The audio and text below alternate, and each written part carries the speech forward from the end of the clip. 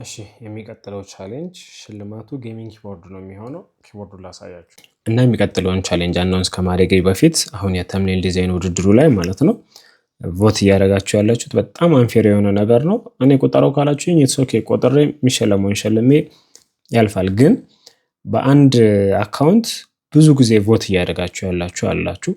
ሌላ ደግሞ አንድ ሜል አካውንት ላይ መልቲፕል ዩቲዩብ አካውንት ያላችሁ ነፍ ናቸው፣ ያስታውቃል።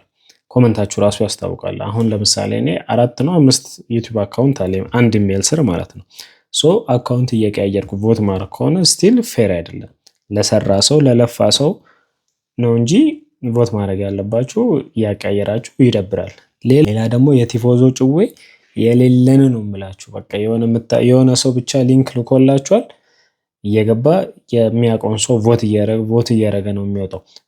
ሶሉሽን ካላችሁ እናንተ እንደዚህ ይደረግ ቮቱና በስነ ስርዓት ፌር በሆነ መንገድ ሰጀስት የምታደርጉኝ ነገር ካለ ታውቁኝ ኮሜንት ሴክሽን ላይ እሱን እጠቀማለሁ። አይ ቁጠረው በቃ ቮት የተደረገውን ቁጠረውና የሚሸለመውን ሸልመ ወደሚቀጥለው ቻሌንጅ እንሂድ የምትሉ ከሆነ ዳስ ፋይን፣ እኔ አይመለከተኝም።